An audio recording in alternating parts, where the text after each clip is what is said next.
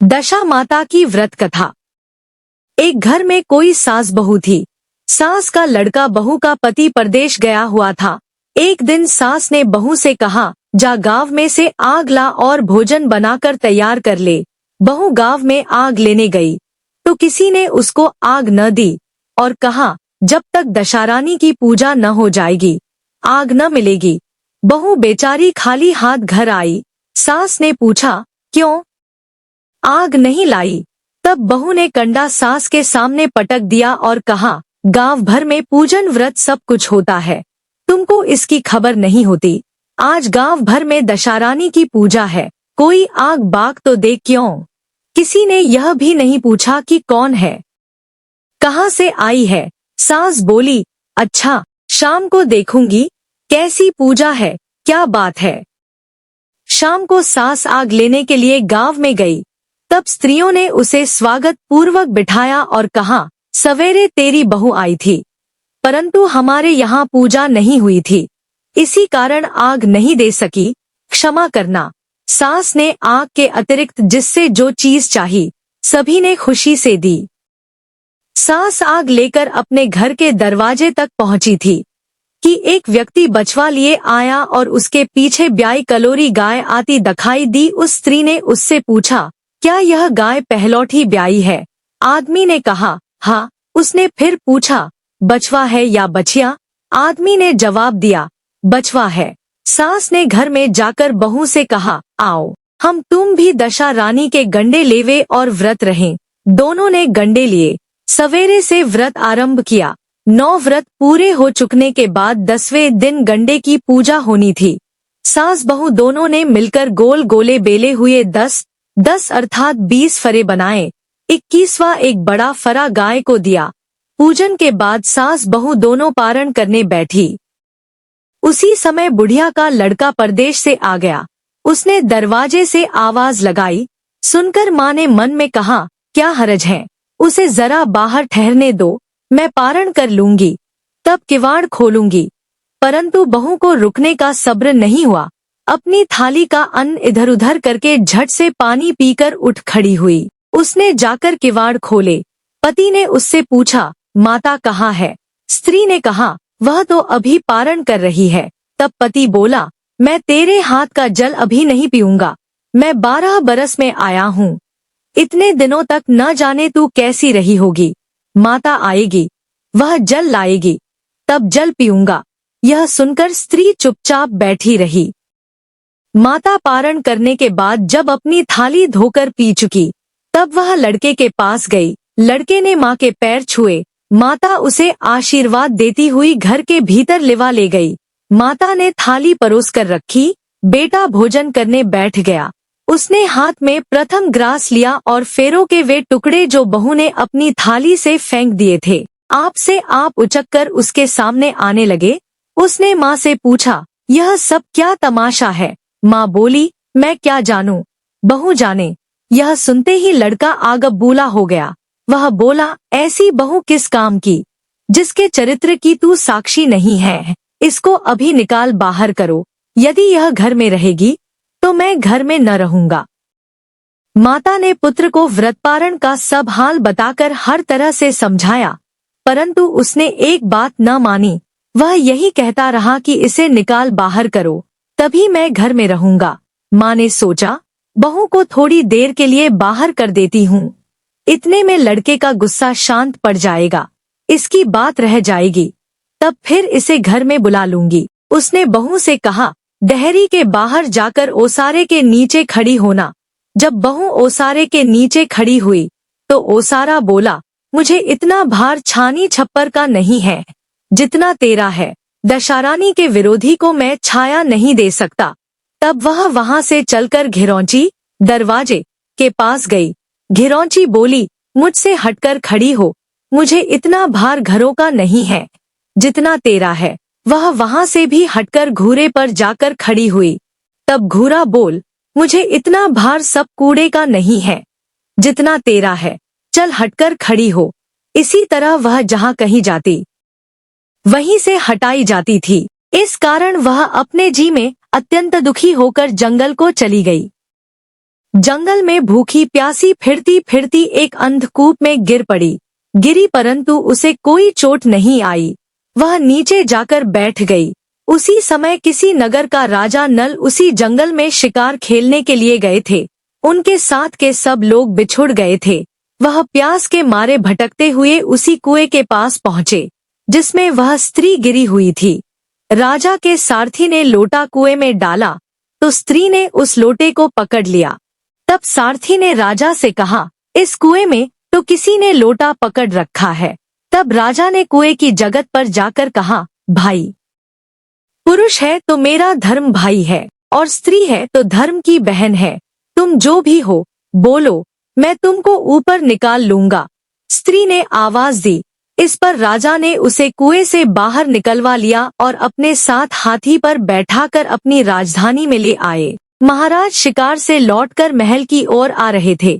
तब तक धावनी ने महारानी के पास जाकर खबर दी कि महाराज आ रहे हैं और एक रानी भी साथ ला रहे हैं। रानी अपने मन में बड़ी दुखी हुई। वह सोच ही रही थी कि अब सौत से कैसे निभेगी। इसी सोच में महाराज सामने आ पहुँचे। तब रानी ने हाथ जोड़कर विनय की, महाराज, मुझसे ऐसी क्या बात न बन पड़ी जो आप मेरे रहते दूसरा विवाह कर लाए हैं। उस पर राजा ने हंसकर उत्तर दिया, वह जो आई है तुम्हारी सौत नहीं, ननंद है। तुमको उसके साथ मेरी सगी बहन जैसा बर्ताव करना चाहिए। यह सुनते ही रानी का मुंह प्रसन्नता से कमल की तरह खिल उठा। उसने स्वत कहा, अब तक मैं ननंद का सुख नहीं जानती थी। अच्छा हुआ जो भाग्य से ननंद आ गई। राजा ने उसका नाम मुंहबोली बहन रखा और उसके लिए एक अलग महल बनवा दिया। उसी में वह आनंद से रहने लगी। इसी प्रकार बहुत दिन बीत गए। एक दिन राजा की एक घोड़ी ब्याई। तब राजमहल की स्त्रियां बधाई गाने लगी। मुंहबोली बहन ने अपनी दासियों से कहा, बाहर जाकर देखो तो सही किस बात की बधाई बज रही है। उन्होंने बाहर से आकर कहा, महाराज की घोड़ी ने अच्छी घड़ी में एक उत्तम बछेड़ा ब्याई है, उसी की बधाई गाई जा रही है। उसने पूछ, पहलौठी ब्याई है या दूसरी तीसरी बार? उन्होंने जवाब दिया, ब्याई तो पहले ही है। तब उसने रानी के पास जाकर कहा, आओ भावज, हम तुम दोनों दशारानी के गंडे लेवें। रानी ने पूछा, किसके गंडे और कैसे गंडे हैं, सो मुझे समझाओ। तब वह बोली, भाई की एक घोड़ी पहले पहल ब्याई है। दशारानी के व्रत का नियम भी यही है कि पहले पहल जब गाय या घोड़ी या स्त्री का प्रसव सुने तब गंडा लेकर व्रत आरंभ करे। 9 व्रत करने के बाद 10वें दिन गंडे का पूजन करके विसर्जन करे। इसी के साथ उसने पारण के पदार्थ और नियम बतलाए। तब रानी बोली, ननद, तुम्हारा व्रत तुमको फले। मैं पूरी और दूध के साथ खाने वाली रानी महारानी भला पनफरा गोले की पापड़ी खाकर कैसे रह सकती हूँ? ऐसा खाना खाए मेरी बला। स्त्री बोली, भाभी, मुझे जो चाहे सो कह लो, परंतु व्रत के संबंध में कुछ भी मत कहो। मैं इसी व्रत के कारण मारी मारी फिरी और तुम्हारे देश में आई हूँ। तब रानी ने उदासीनता के साथ कहा, मुझे क्या पड़ी है, तुमको रुचे सो करो, मैं मना नहीं करती। स्त्री ने श्रद्धापूर्वक गंडा लिया। 9 दिन तक 9 व्रत किए, 9 कथाएं कहीं। 10वें दिन विधिवत पूजन किया, गोला फरा बनाए और शाम को पारण करने बैठी। उसी समय उसके पति को अनायास प्रेरणा सी हुई। वह अपनी माता से बोला, माँ, आज तो मैं तुम्हारी बहू को खोजने जाता हूँ। तब माता ने पूछा, उस दिन क्या समझकर निकाल दिया था और आज क्या समझकर उसकी खोज में जा रहे हो? अब उसका पता कहाँ लगेगा? न जाने किस जंगली जानवर ने उसे खा लिया होगा या किसी ने अकेली पाकर घर में ठाल लिया होगा। इस पर लड़का बोला, यह कुछ मैं नहीं जानता। मेरा तो जी गवाही देता है कि वह कहीं न कहीं कुशल से होगी। मैं जाता हूँ और उसे बहुत जल्द लिवाए लाता हूँ। यह कहकर वह लड़का घर से चला गया। वह घूमता फिरता राजा नल की राजधानी में जा पहुंचा। वहां वह हाट बाजार में कुओं के पनघट पर घूमता हुआ अपनी स्त्री का पता लगाने लगा। एक कुएं पर उसने औरतों को बातें करते सुना। एक बोली, राजा हाल में मुंहबोली बहन लाए हैं, बड़ी ही सुंदर स्त्री है, आजकल उसी का किया हुआ सब कुछ होता है। दूसरी बोली, वह जैसी सुंदर है वैसी ही धर्मात्मा भी है। जब से आई है तभी से उसने सदाव्रत खोल रखा है। जो उसके दरवाजे पर जाता है सादर इच्छा भर भिक्षा पाता है। तीसरी बोली, वह जैसी धर्मात्मा है वैसे ही सदाचारिणी भी है। चौथी बोली, वह जैसी सदाचारिणी है वैसी ही सर्वप्रिय भी है। भीतर बाहर के सभी लोग उससे खुश हैं। पांचवी बोली, यह तो सब है, परंतु अब तक यह पता न चला कि वह कौन है और कहाँ की है। स्त्रियों की बातें सुनकर वह साधु के वेश में राजा नल की मुंहबोली बहन के महल के द्वार पर जा पहुंचा। वहां जो उसने आवाज लगाई तो क्षेत्र के प्रबंधकर्ता उसे भिक्षा देने लगे। उसने भिक्षा लेने से इनकार कर दिया और कहा, जब क्षेत्र देने वाली खुद आकर भिक्षा देगी तो लूंगा, नहीं तो नहीं लूंगा। तब लोगों ने उससे कहा, इस समय वह दशारानी का व्रत करके पारण कर रही है। जब निश्चिंत हो जाएंगी तब तुमको भिक्षा देंगी, तब तक ठहरे रहो। वह चुपचाप बैठा रहा। पारण कर लेने के बाद वह मुट्ठी में मोती भरकर आई, परंतु सामने अपने पति को पल्ला फैलाए देखकर वह मुस्कुराती हुई लौट गई। दोनों ने एक दूसरे को अच्छी तरह पहचान लिया। रानी ने ननंद को मुस्कुराते देखकर पूछा, जिस दिन से तुम आई हो आज तक मैंने तुमको कभी हंसते नहीं देखा। आज इस परदेशी को देखकर हंसी हो, इसका क्या कारण है? उसने उत्तर दिया, वह परदेशी तुम्हारे ही घर का तो है। रानी ने पूछा, तब वह ऐसे क्यों आए? उसने कहा, अभी तो वह मेरा पता लगाने चले आए हैं। रानी ने राजा से कहा, तुम्हारी मुंहबोली बहन के घर के लोग आए हैं। राजा ने कहा, उनसे कह दिया जाए कि अभी यहाँ से घर जाकर वहाँ से अपनी हैसियत से आएं, तब मैं बहन की विदाई करूँगा। तब वह घर को वापस चला गया। उसने माता से कहा, तुम्हारी बहू राजा नल के यहाँ उसकी बहन होकर रहती है, नित्य सदाव्रत देती है और नियम धर्म से दिन बिताती है। तब माता ने आज्ञा दी कि तुम जाओ, उसे लिवा लाओ। वह डोली, पीनस, बाजे, कहार आदि यथोचित लावलश्कर के साथ फिर से राजा नल के नगर में गया। राजा ने संबंधी की हैसियत से उसका स्वागत किया और कुछ दिन उसे मेहमानी में रखकर विधिपूर्वक बहन की विदाई की। वह स्त्री तो अपने पति के साथ जाकर आनंद से रहने लगी। इधर कुछ ही दिनों में राजा का राजसी वैभव लुप्त हो गया और यह हाल हो गया कि वे दोनों कमरीखथरी ओढ़े फिरने लगे। उनके हीरे पत्थर के हो गए और अटाले भोजनालय में पत्ते खड़खड़ाने लगे। तब राजा ने रानी से कहा, रानी, जहाँ राज किया वहाँ इस दशा में नहीं रहा जाता, इसलिए यहाँ से कहीं और चलना उचित है। रानी पतिव्रता स्त्री थी।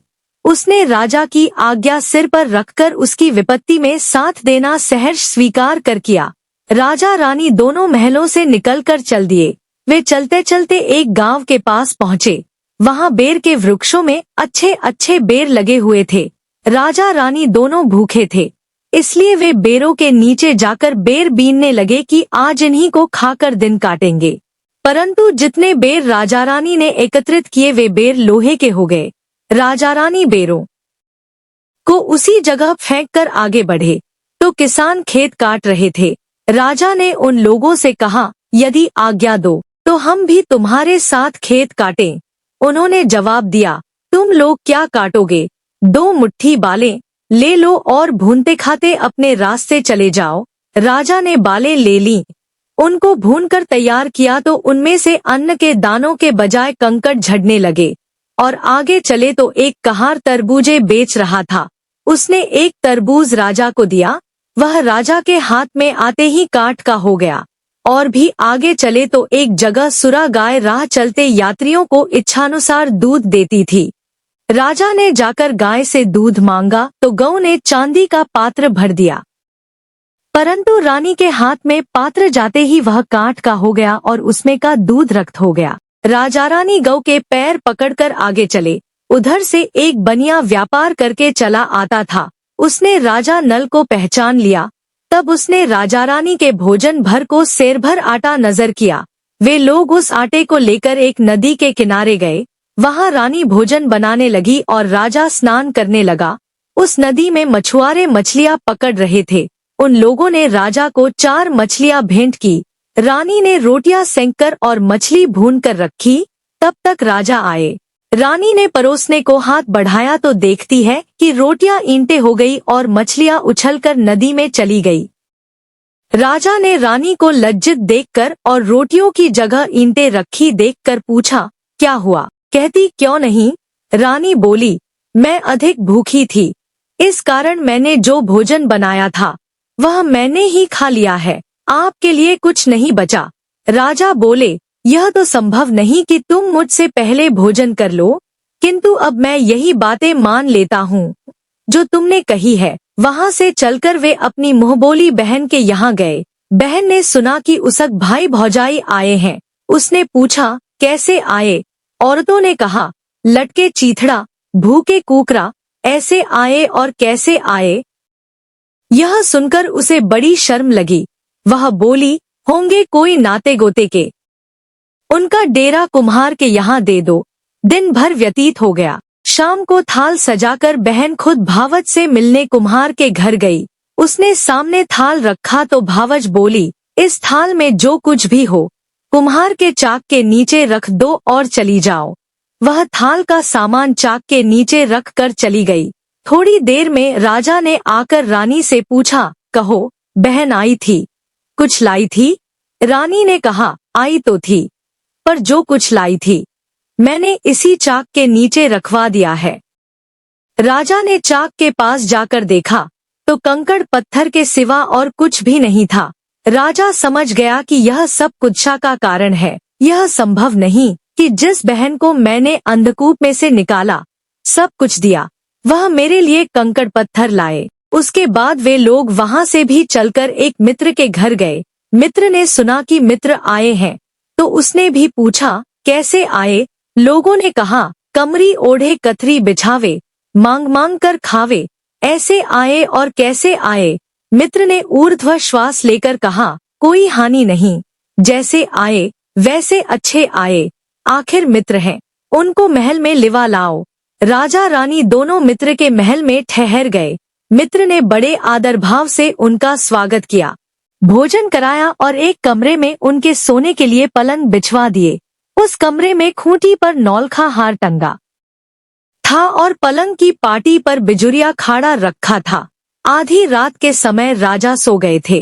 रानी उनके पैर दबा रही थी। उसने देखा कि हार वाली खूंटी के पास दीवार में एक मोर का चित्र बना है। वह हार को धीरे धीरे निगल रहा है और खाड़ा पलंग की पाटी में समाता जाता है। रानी ने राजा को जगाकर दिखलाया। तब राजा ने कहा, यहाँ से भी चुपचाप भाग चलना चाहिए, नहीं तो सवेरे चोरी का कलंक लगेगा। तब मित्र को क्या मुंह दिखावेंगे?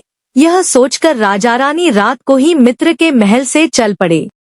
वे दोनों चलते चलते एक अन्य राज्य की राजधानी में पहुँचे। वहाँ अतिथि और भिक्षुओं को सदाव्रत दिया जाता था। राजा रानी भी सदाव्रत लेने गए। उस समय सदाव्रत बंद हो चुका था। वहाँ के अधिकारियों ने कहा, यह लोग न जाने कहाँ के अभागे आए हैं कि इनकी बार को कुछ भी नहीं बचा है। खैर, फिर भी मुट्ठी मुट्ठी चने दे दो। इस प्रकार अनादर और कुवाच्य सहित दाना लेना अस्वीकार करते हुए राजा रानी वहाँ के दानाध्यक्ष की निंदा करते हुए बोले, ऐसा कंजूसपन है, तब सदाव्रत देने का नाम क्यों करते हैं? इस पर दानाध्यक्ष ने कहा, ये भिक्षुक बड़े घमंडी मालूम होते हैं, भीख मांगते हैं और गालियां भी देते हैं, इनको हवालात में बंद कर दो। इस तरह राजा रानी दोनों एक कोठरी में बंद कर दिए गए। मुट्ठी मुट्ठी चने दोनों को खाने के लिए मिलने लगे। जिस कोठरी में राजा रानी कैद थे, उसी के सामने से आम रास्ता था। एक मेहतरानी राजा की घुड़साल को पार कर उसी रास्ते से निकला करती थी। एक दिन वह बहुत देर से निकली। तब रानी ने उससे पूछा, आज तुमने इतनी देर कहाँ लगाई? वह बोली, आज राजा को घोड़ी ब्याई थी, उसी की टहल में ज्यादा देर हो गई। अगर आप चैनल पे नए हो तो सब्सक्राइब जरूर कर ले। रानी ने पूछा, घोड़ी पहली बार ब्याई है या दूसरी बार? मेहतरानी बोली, पहली बार। फिर रानी ने पूछा, बछेड़ा हुआ या बछेड़ी? उसने जवाब दिया, बछेड़ा हुआ है और अच्छी साइत मुहूर्त में हुआ है। तब रानी ने राजा से कहा, एक बार मैंने तुम्हारी मुंहबोली बहन के गंडे का अनादर किया था, उसी दिन से अपनी दशा बदल गई है, इसलिए आज मैं दशारानी का गंडा लेती हूँ। राजा ने कहा, सो तो ठीक है, परंतु यहाँ पूजा की सामग्री कहाँ से आएगी? कैसे नियम धर्म निभेगा? रानी ने कहा, वही दशारानी सब कुछ करेंगी, मैं तो उन्हीं का नाम लेकर गंडा लेती हूँ, फिर जो होगा देखा जाएगा। तब 9 तार राजा की पाक के और 1 तार अपने आंचल का लेकर रानी ने गंडा बनाया और उसी समय से व्रत ठान लिया। थोड़ी देर में राजा खुद घोड़ी का बछेड़ा देखने के लिए उसी रास्ते से निकला। राजा ने नल दमयंती को कोठरी में बंद देखकर पूछ, ये लोग कौन हैं और किस अपराध के कारण यहाँ बंद हैं? पहरेदारों ने कहा, ये लोग भिक्षा मांगने आए थे, आपको आशीर्वाद के बदले गालियां देते थे, इसी कारण दानाध्यक्ष ने इन लोगों को कैद करा दिया था।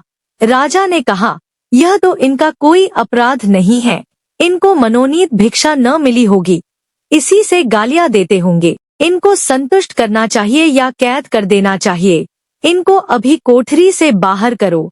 राजा की आज्ञानुसार उसी समय नल दमयंती दोनों को कोठरी से बाहर निकाला गया। राजा उनके पाँव में पद्म और माथे में चंद्रमा का चिन्ह देखकर पहचान गए कि यह तो राजा नल और रानी दमयंती हैं। तब उसने विनीत भाव से क्षमा प्रार्थना की और उनको हाथी पर बिठाकर महल में लिवा ले गए। कुछ दिनों तक उस राजा का आतिथ्य सत्कार स्वीकार करके राजा नल पूरे राजसी ठाट से अपनी राजधानी की ओर चले। पहले वे मित्र के यहाँ गए। मित्र ने राजा नल के आने की खबर सुनकर पूछा, मित्र आए तो कैसे आए? लोगों ने कहा, अब की बार तो बड़े ठाट बाट से, हाथी घोड़े से, डंका निशान से, पालकी डोली से और फौज भी साथ लेकर आए हैं। मित्र ने कहा, अच्छी बात है, आने दो, मेरे तो जैसे तब थे वैसे अब हैं, आखिर मित्र तो हैं। राजा रानी दोनों मित्र के महल में गए। उसने सादर उनका स्वागत करके उसी स्थान में फिर से उनको ठहराया जहां उन्हें पहले ठहराया था। आधी रात के समय राजा सो रहे थे, रानी पैर दबा रही थी। तब उसने देखा कि मोर का चित्र जो हार निगल गया थी उसे उगल रहा है और खांडा ग्वार की पार्टी से बाहर निकल रहा है। रानी ने राजा को जगाकर दिखाया। राजा ने अपने मित्र को बुलाकर यह दृश्य दिखाया। तब मित्र बोला, मैंने न तब तुमको चोरी लगाई थी, न अब लगाता हूँ। यह सब कुत्सा के कारण था। आप निश्चय रखिए, मेरे मन में कोई मैल नहीं है। मित्र के यहाँ से चलकर राजा मुंहबोली बहन के यहाँ गए। उसने जब सुना कि राजा भैया आए, तब उसने पूछा, कैसे आए? लोगों ने कहा, जैसे राजाओं को आना चाहिए वैसे आए। और कैसे आए? उसने कहा, उनको सीधा मेरे महल में आने दो। जब राजा नल का हाथी बहन के महल की तरफ बढ़ा, तब रानी बोली, आप बहन के घर जाइए, मैं तो उसी कुम्हार के घर जाकर ठहरूंगी जिसके यहाँ पहले ठहरी थी। राजा ने कहा, जिसके कारण इतने दुख उठाए, तुम उसी से फिर झगड़ा मोल लेती हो, यह तो अच्छा नहीं करती।